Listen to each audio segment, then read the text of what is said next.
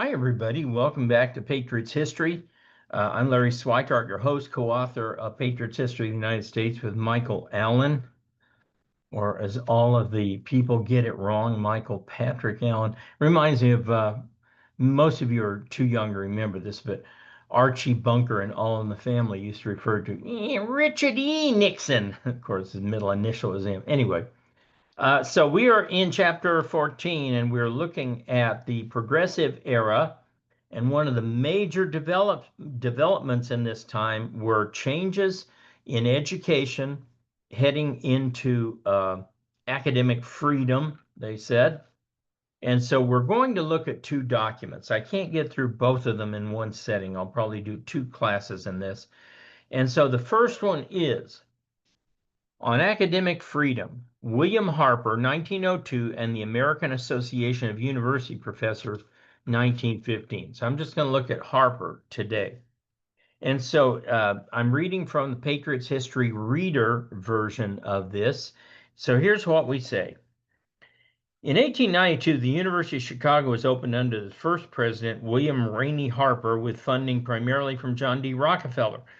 Harper attracted many prominent educators to the faculty, including John Dewey, and rapidly built a world-class institution.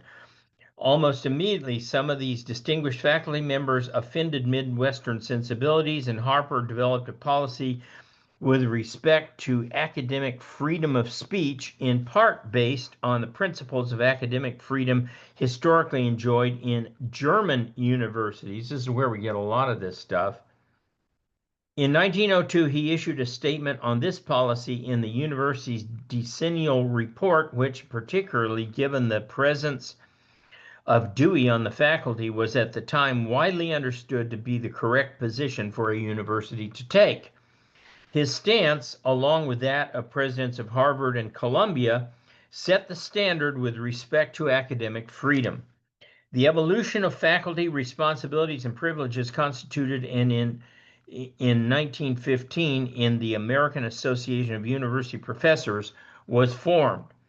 Edwin R. A. Seligman, a progressive political economist championing the income tax at Columbia, where Dewey was then employed, headed a committee to draw up the principles of academic freedom as seen by the faculty.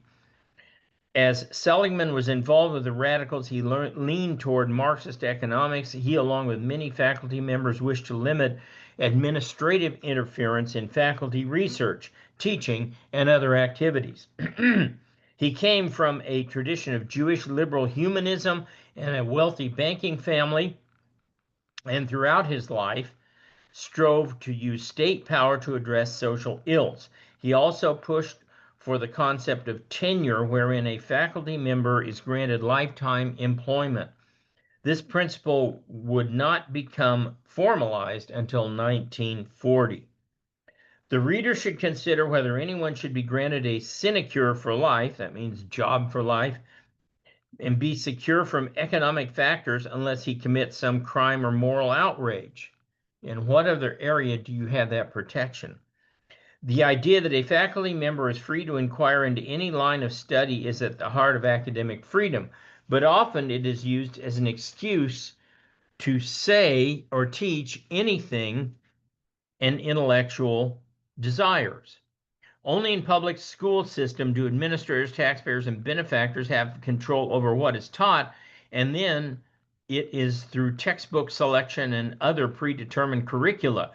National standards infringe on local control and effectively remove taxpayers from consideration. Enforcing compliance through testing has proven ineffective because teachers teach to the tests.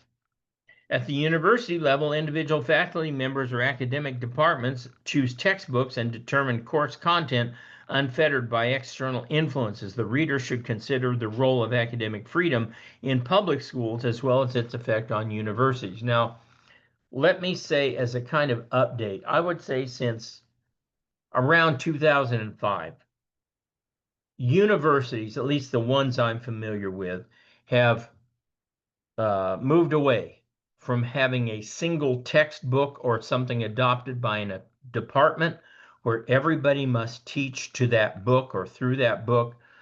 Nowadays, especially in history departments, you see a lot of primary source documents.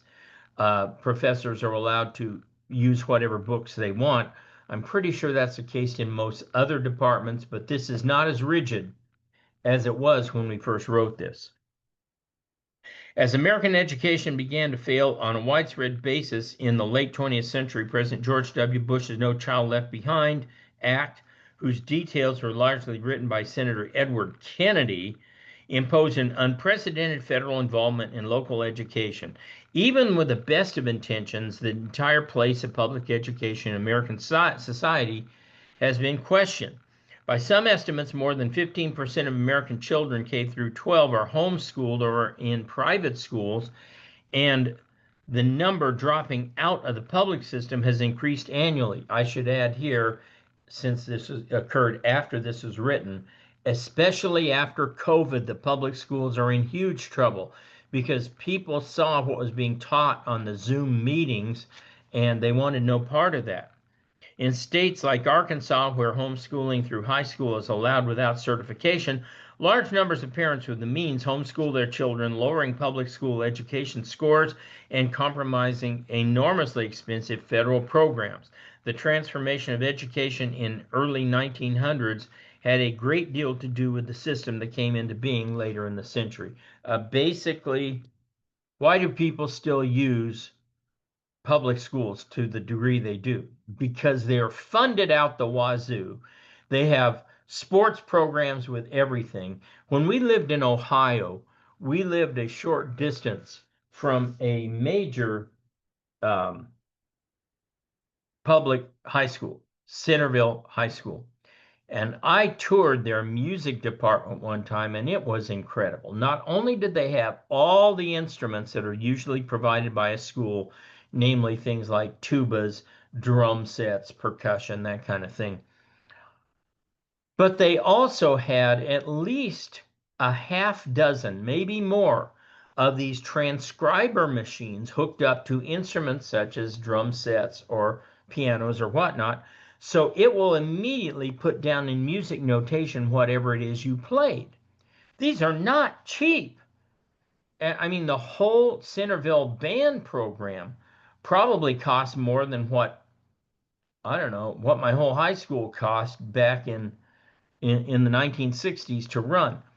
So one of the things preventing a full-scale meltdown of public schools is the fact that they have so much money they can provide a lot of these extras that even charter schools or private schools can't provide, let alone home schools. All right, so let's read the first of these two documents today. On Academic Freedom, William Rainey Harper, 1902. I am moved to make a statement of fact and opinion concerning two related subjects which quite recently have attracted some attention in our public mind. The first of these, if the freedom of opinion enjoyed is in these days by members of the university, the second is the use and abuse of this right by the profession of the university faculty. Concerning the first, I may be permitted to present a statement adopted unanimously by the members of the congregation of the university, 012. Oh, on June 30th, 1899. Sorry, the page was turned. I couldn't see it. Resolved that the principle of complete freedom of speech on all subjects has from the beginning been regarded as fundamental in the University of Chicago and has been shown both by the attitude of the president and the board of trustees and by actual practice of the president and the professors. Two, that this principle can neither now nor at any future time be called into question. Three, that is desirable to have it clearly understood that the university as such does not appear as a disputant on either side of any public question. Oh, really? As such. And that the utterances which any professor may make in public are to be regarded as representing his opinion only. When, for any reason, the university on private foundation or in university supported or by public money, the administration of the institution or the instruction of any of its departments is changed by an influence from without, When an effort is made to dislodge an officer or a professor because of the political sentiment or the religious sentiment of the majority has undergone a change, at that moment the institution has ceased to be a university and it cannot take its place in the rank of universities as long as there continues to exist any appreciable extent the factor of coercion. Neither an individual nor a state nor a church has the right to interfere with the search for truth or with its promulgation when found. Individuals or the state or the church may found schools for propagating certain special kinds of instruction, but such schools are not universities and may not be so determined. A donor has the privilege of ceasing to make gifts to an institution if, in his opinion, for any reason, the work of the institution is not satisfactory, but as a donor, he has no right to interfere with the administration of the institution instruction of the university. The trustees in an institution in which such interference has taken place may not maintain their self-respect and remain trustees. They owe it to themselves and to the cause of liberty of thought to resign their places rather than yield a principle, in principle, the significance of which rises above all else in comparison. Concerning the second subject, the use and abuse of the right of free expression by officers in the university staff, as I have said, the instructor in the university has an absolute right to express his opinion. If such an instructor is on an appointment for 2 or 3 or 4 years, and during these years he exercises his right in such a way as to do himself and the institution serious injury, it is, of course, the privilege of the university to allow his appointment to lapse at the end of the term for which he was originally made. If an officer on permanent appointment abuses his privilege as a professor, the university must suffer, and it is proper that it should suffer. This is only the direct and inevitable consequence of a lack of foresight and wisdom involved in the original appointment. In other words, university, it's your fault for hiring the guy in the first place. The injury thus occurring to the university is, moreover, far less serious than would follow if, for an expression of opinion differing that of the majority of the faculty or from that of the Board of Trustees, or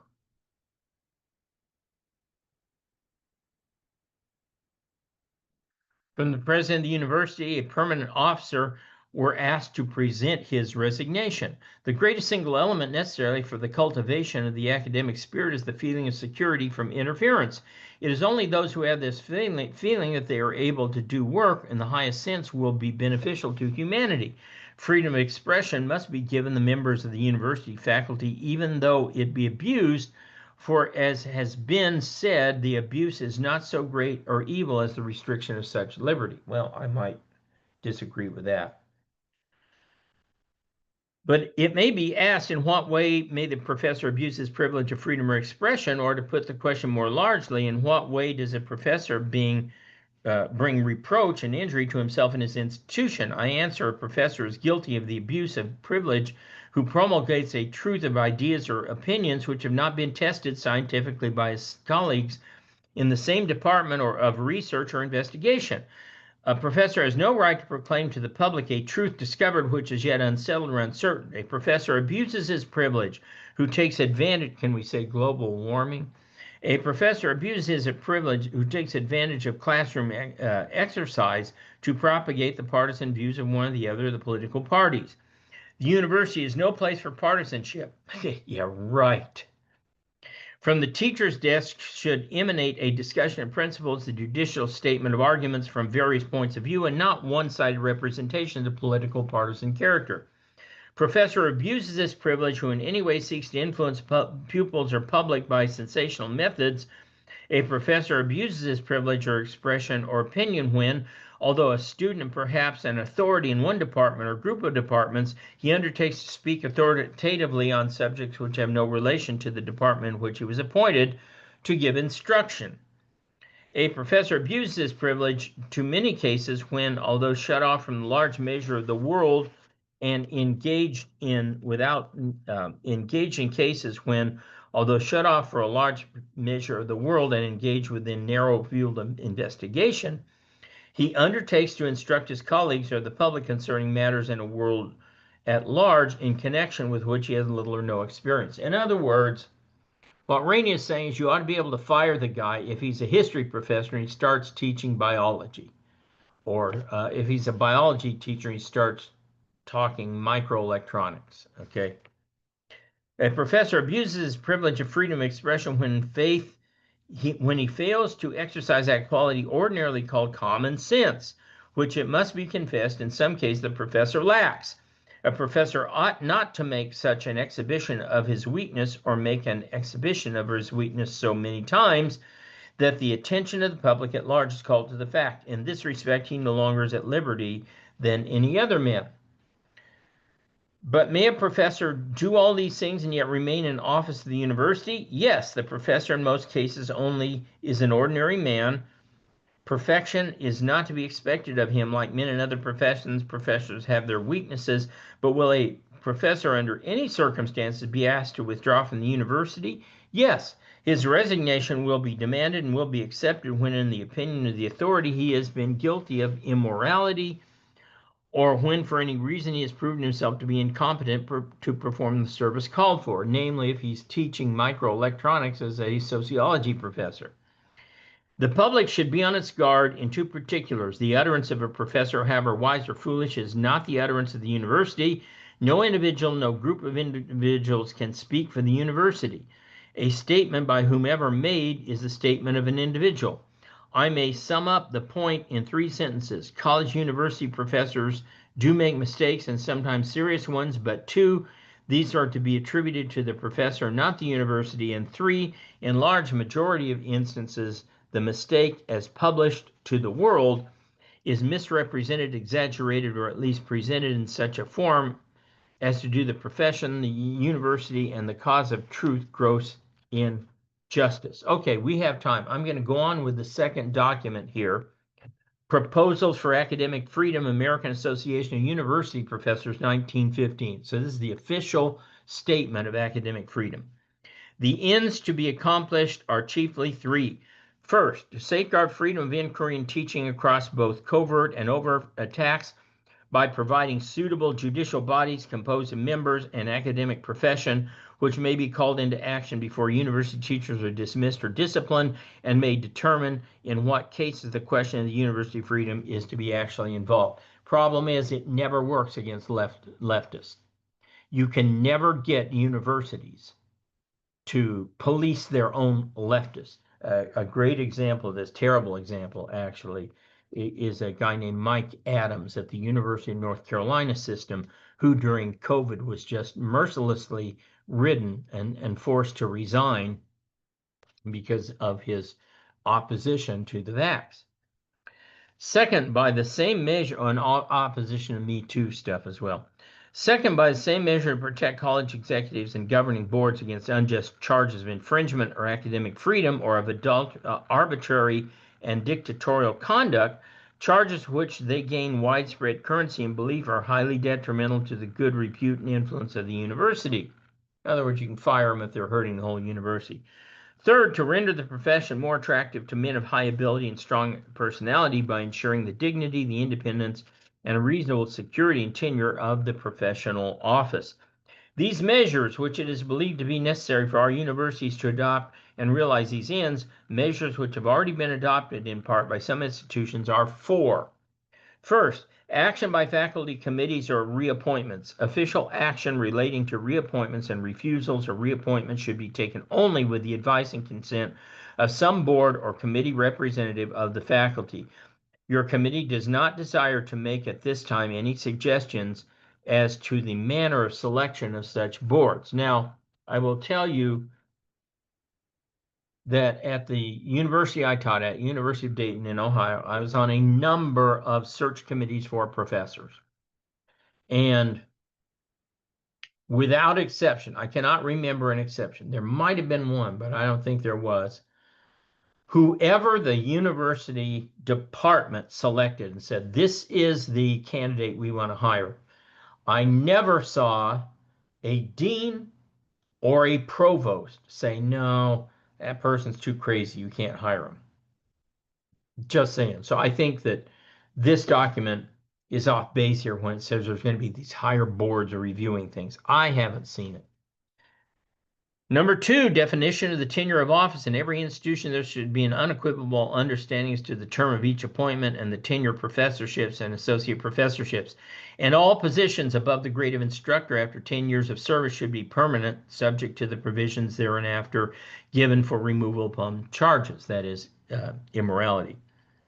In those cases, universities which are legally incapable of making contracts for more than a limited period, the governing board should announce their policy with respect to the presumption of reappointment in several classes of position, and such announcements, although not legally enforceable, should be regarded as morally binding. No university teacher of any rank should, except in grave cases of moral delinquency, receive notice of dismissal or refusal of reappointment later than 3 months before the close of any academic year. I agree with that. And in the case of teachers above the grade of instructor, 1 year's notice should be given. I agree with that. Formulation of grounds for dismissal in every university, the grounds which will be regarded as justifying the dismissal of members of the faculty should be formulated with reasonable definitions, and in the case of instructions which impose upon their faculties doctrinal standards of a sectarian or partisan character, these standards should be clearly defined with the body or individual having authority to interpret them. A case of controversy should be designated. Your committee does not think it best at this time to attempt to enumerate the legitimate grounds for dismissal, believing it to be the preferable that the individual institution should take the initiative on this. So they're saying, okay, there's times you can fire a professor for immorality or other things, but we're not going to give you a list of what those things are. And finally, fourth, judicial hearings before dismissal. Every university or college teacher should be entitled before dismissal or demotion to have charges against him stated in writing in specific terms, to have a fair trial on those charges before a special or permanent judicial committee chosen by the faculty at large.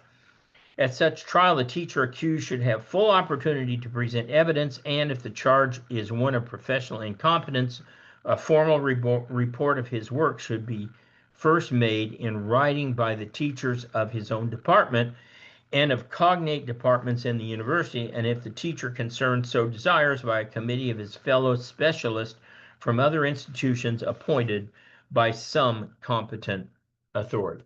All right. Let me tell you a little bit of what all that means. I'll tell you how our university operated, and I don't think we're that different from many others.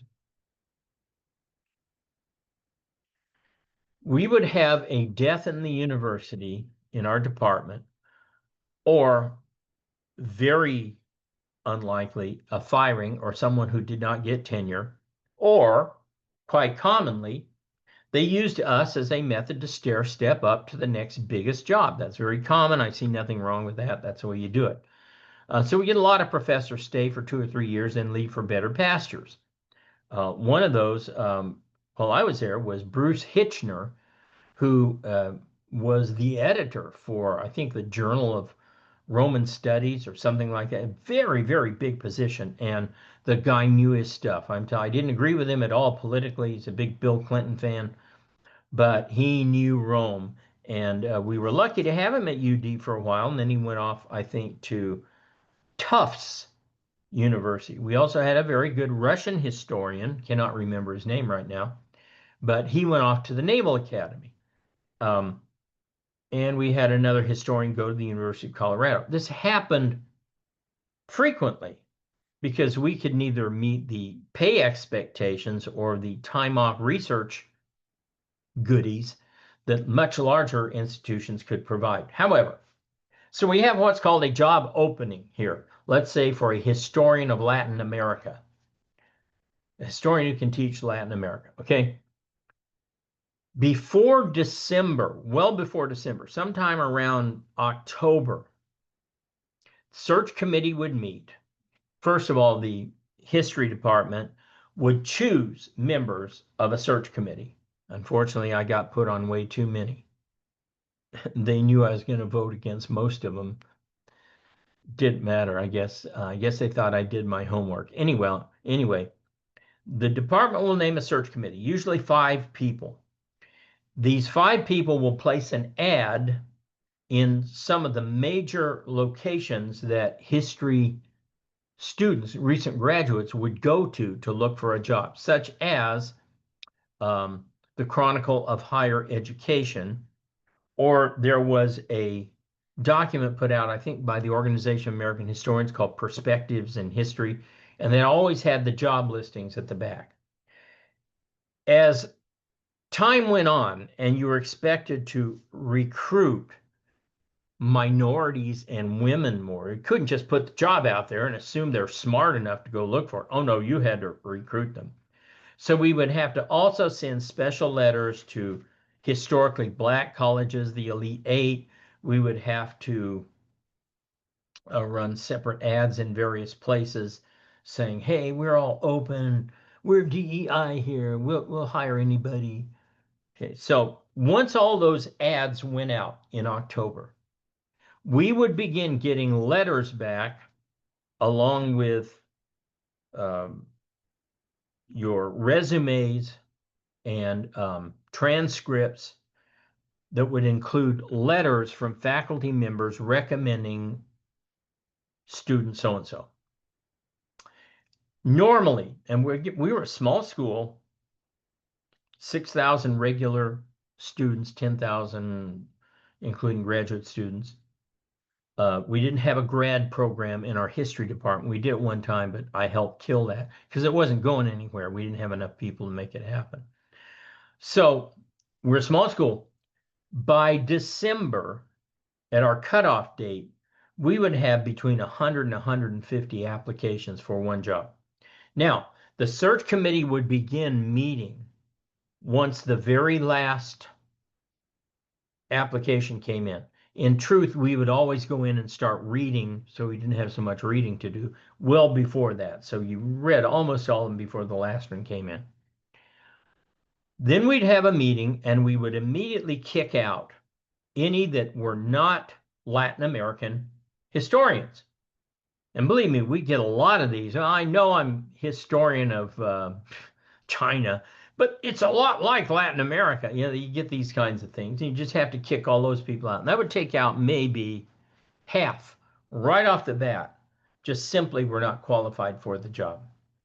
So now we're going through, let's say, between 50 and 75 packets and resumes.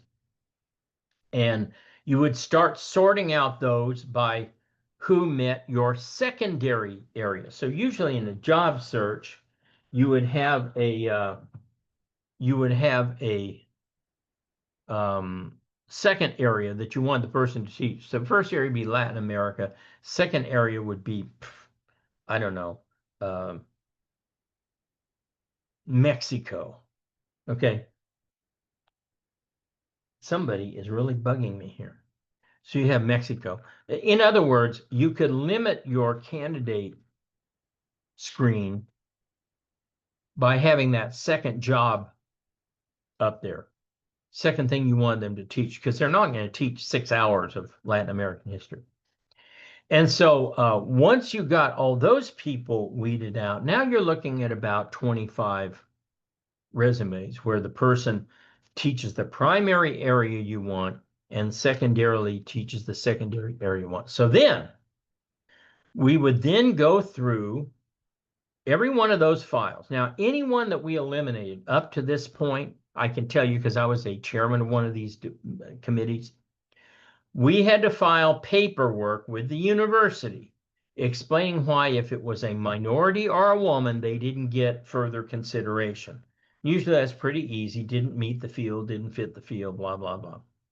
But now when we get into the top 25, we've got to be very, very careful in documenting, because now you're going to have to explain why, even though they had criteria that maybe met your criteria, maybe they had the right qualifications, they still weren't quite right. So how did we do that? So we're looking, let's say, at 25 applications. And one of the first things we would look at, because we were a teaching school, is teaching experience. So we would go through, and I wouldn't say we would kick them out, but we kind of put them at the bottom of the pile, anybody who didn't have any teaching experience at all. That would maybe bring us down to 17. Next, we would go through and we would look at what universities they came from, what programs they came from. Unfortunately, my colleagues were enamored with the Ivy League. So if we get anybody at all from the Ivy League, they would almost always get high rankings and be rated for an in-person interview at the meetings over Christmas break, usually in a big city like New York or New Orleans. I mean, they always had to go to some big city for the American Historical Association conference, or is it Organization of American Historians conference? OAH was a bigger organization. Um, and we'd interview people there. So now we're down to maybe 12. They have really good schools. Now, some of the schools maybe have been just fine, and they actually may have very strong programs there. So you want to include them. But quite commonly, I'm just telling you the way it is. I mean, I tried to stop this, but quite commonly, if you're from the Ivy League or Stanford, Northwestern, University of North Carolina, maybe University of Virginia, MIT, you automatically are moving to the front of the line. If you're from Michigan State, Iowa State, uh, University of Oregon, uh, University of South Dakota, I don't care how good your grades were or what your letters were, you're probably going to get dropped down into the second tier. Now, a colleague and I didn't like this. We thought that students coming out of smaller programs who might have been very, very good were getting the shaft. So we put in something called a pet rule, which is you can name a pet, like a teacher's pet, to be included after we hit our other 10 or 12 interviews. So we arrive on 10 or 12 interviews, that person didn't make it. Each one of the 5 people on the faculty there, the members of the search committee, could name a pet if they wanted to. Usually nobody did except me. And I got to admit, I brought in some people from the University of Oklahoma or from Wake Forest or something like that, and they looked okay on paper. They just didn't have it. But you know who else didn't have it? Ivy Leaguer. Without any question, almost without exception, anybody from the Ivy League was a terrible interview. They had no teaching experience at all, and they were this narrow. They didn't want to talk about anything except their dissertation topic, which was really hard. So what we would get would be, let's say, 10 names, maybe one pet, and almost all of them were from places like Notre Dame, Louisiana State, University of Virginia, University of Texas, um, one of the California schools, University of California, something or other. In other words, not the top 15 schools in the country, but maybe the next 35 schools was our choice picking grounds, because we found that those students, unlike the Ivy League kids, could teach because they all taught at their universities.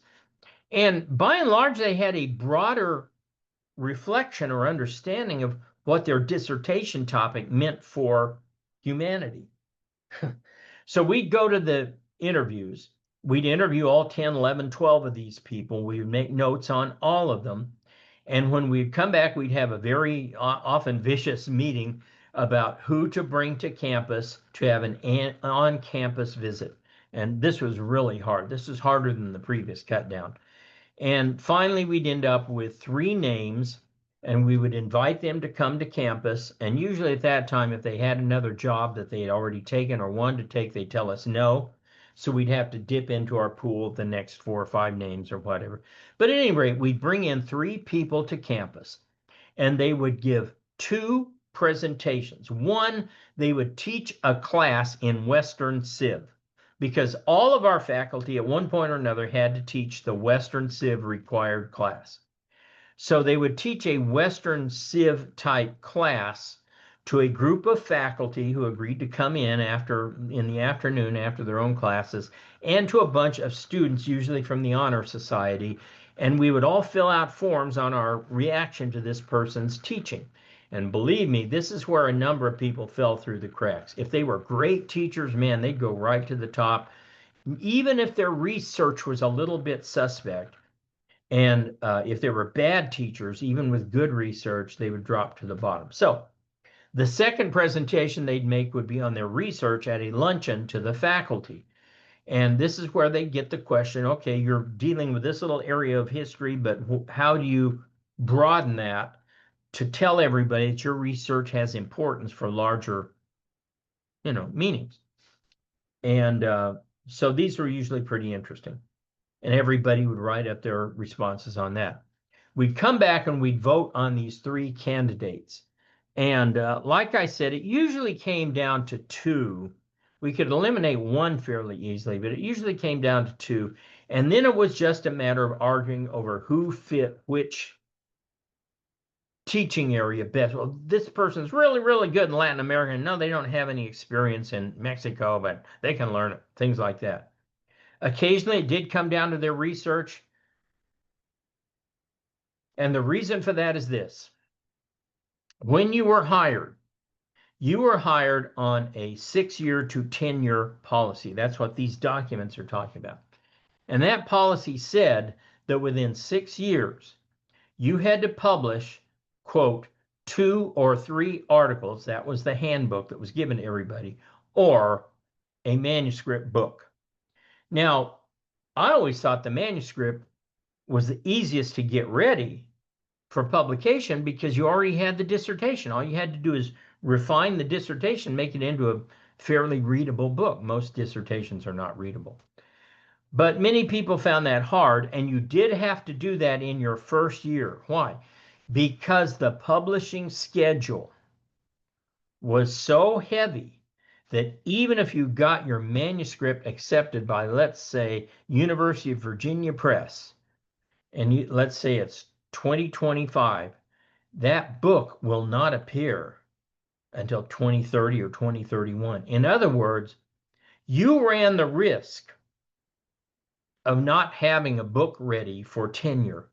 Now, in some very, very rare cases, if you've done other work, publish an article or two, which might be by itself grounds for giving you tenure. And you had this letter that said they're going to publish your book. Occasionally, committees and the faculty would say, okay, it looks like they're going to publish, so we'll bring them in. Now, let me explain this. The idea is it's not just we want you to write stuff. That's not what it was.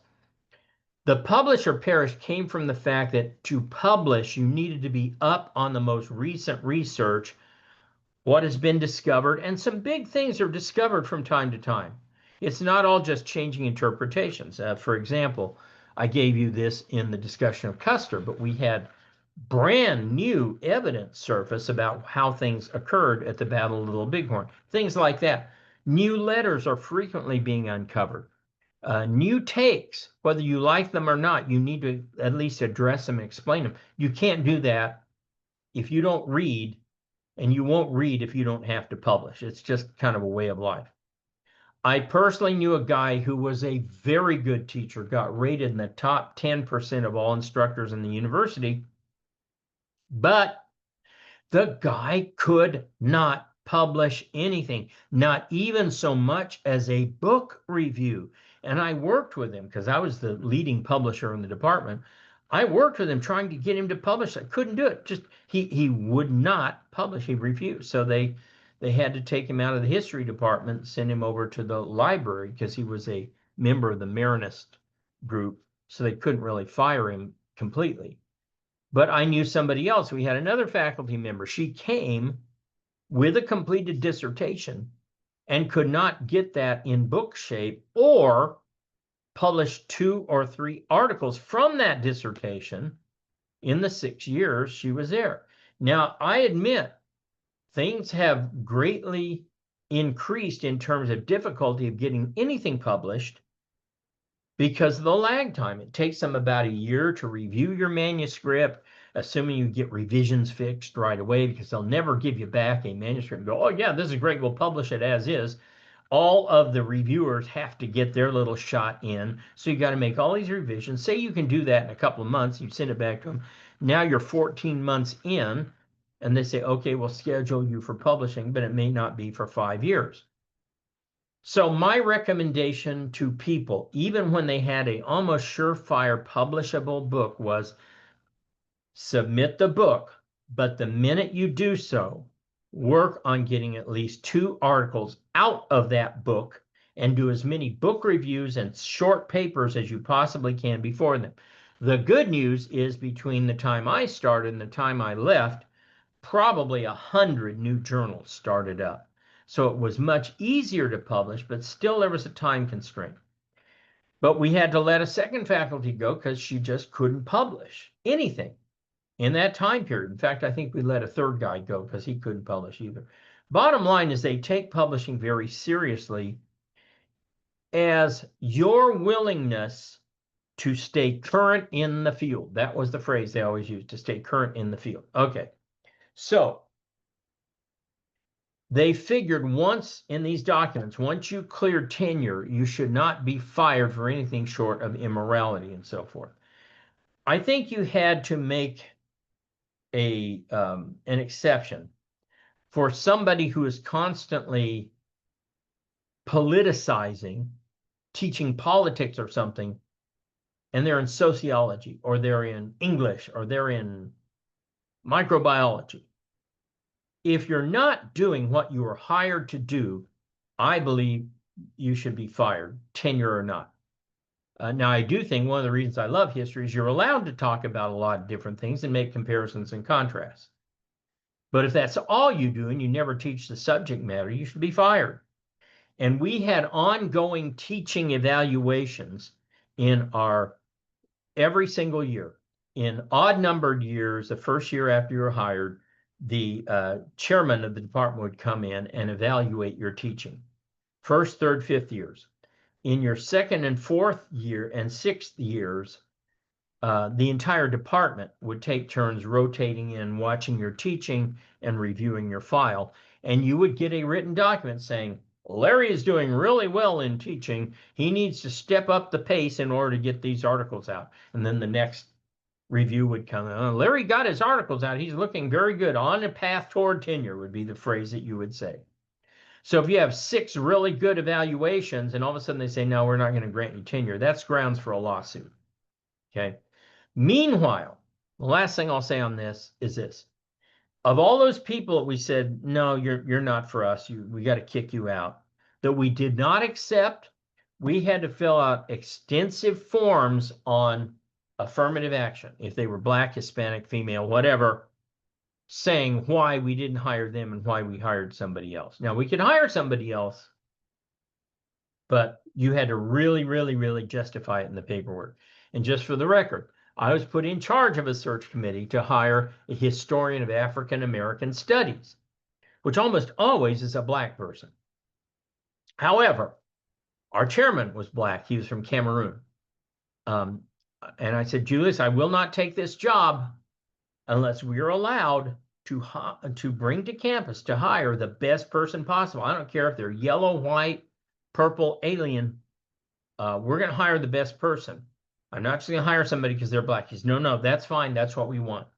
So sure enough, that time we had 3 candidates we brought to campus, and 2 of the final 3 were black. And the best 2 candidates that we brought in were black. But I can imagine what an issue it would have been if we'd hired the one white woman. I think it was a white woman there. So that's the basis of tenure. That's how it works. And that's how you tend to fire somebody before they get tenure, because you don't want to be stuck with them. All right, I'll see you next time. We got through both articles, so we'll get back to the textbook next time.